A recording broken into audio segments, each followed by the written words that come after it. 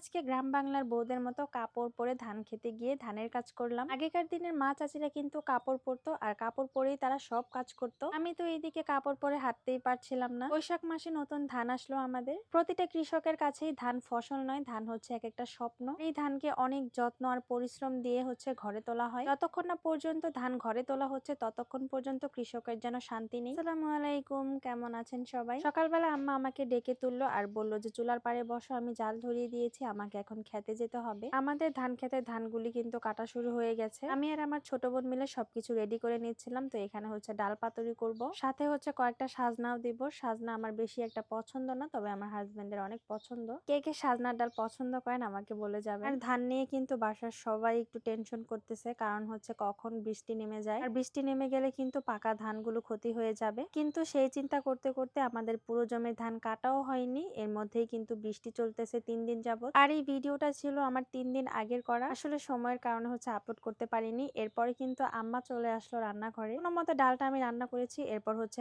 আম্মাই তরকারিটা রান্না করবে। এইদিকে সবকিছু কেটে কুটে রেডি করেছি, এখানে করলা ভাজি করা হবে আর এইদিকে তেলাপিয়া মাছ রান্না হচ্ছে। যেহেতু আমাদের রান্না 2 চুলাতে হয়, তাই রান্না করতে বেশিক্ষণ সময় লাগে না। আর এই তো করলা ভাজি কিন্তু হয়ে গেছে, এখন করলা ভাজি নামিয়ে নেওয়া হলো। রান্না শেষ করেই হচ্ছে আম্মা চলে যাবে খামারের কাজে, তারপরে খামারের কাজ থেকে চলে যাবে হচ্ছে ধান খেতে। তরকারির মধ্যে হচ্ছে ছাক বাটা দিয়ে দেওয়া হলো। আমরা বিক্রমপুরের অধিকাংশ মানুষরাই কিন্তু ছাক বাটা তরকারিতে খাই, আর এই ছাক বাটার কিন্তু অনেক টিউটোরিয়াল রয়েছে আমার ভিডিওতে, আপনারা একটু কষ্ট করে দেখে নেবেন। অনেকেই আমার কাছে জানতে চেয়েছেন কিভাবে ছাক বাটা করতে হয়। যাই হোক, ছাক বাটা হচ্ছে তরকারি নামানো 10 মিনিট আগে দিয়ে কিছুক্ষণ নেড়ে চেড়ে ফুটিয়ে নিতে হয়। এক এক করে সব রান্না কমপ্লিট হয়ে গেছে, আমি ঘরে রেখে আসতেছি। যদিও সকালবেলা একটু ঝামেলা থাকে, তবে সারাদিনের রান্না কমপ্লিট হয়ে গেলে আর কোনো ঝামেলা থাকে না। রান্না শেষ হলে এবার আমি আমার একটা পার্সেল আনবক্সিং করতে গিয়েছিলাম। অনলাইনে কেনাকাটা করতে আমার বেশ ভালো লাগে, তবে হ্যাঁ, মাঝে মধ্যে কিন্তু ধরাও খেতে হয়। এরপর হচ্ছে বাসায় এসে আমি বাসাটাকে সুন্দরভাবে গুছিয়ে নিয়েছিলাম। এই চাদরটা কিন্তু বেশ সুন্দর, আমি কিন্তু এর আগের ভিডিওতে দেখিয়েছি আমি কোন পেজ থেকে চাদর নিয়েছিলাম।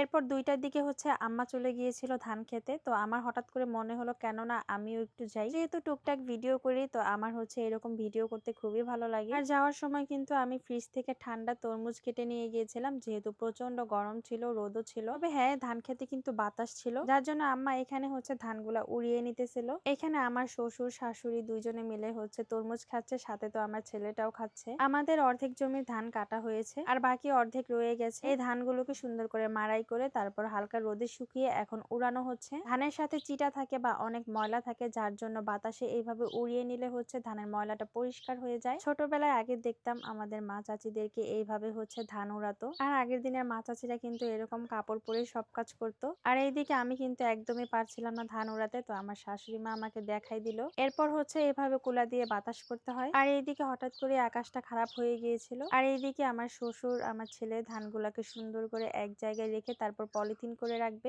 এরপর আমিও হাতে হাতে ধানের গোছাগুলো এগিয়ে দিলাম। আজকের ভিডিও এ পর্যন্তই। আল্লাহ হাফেজ।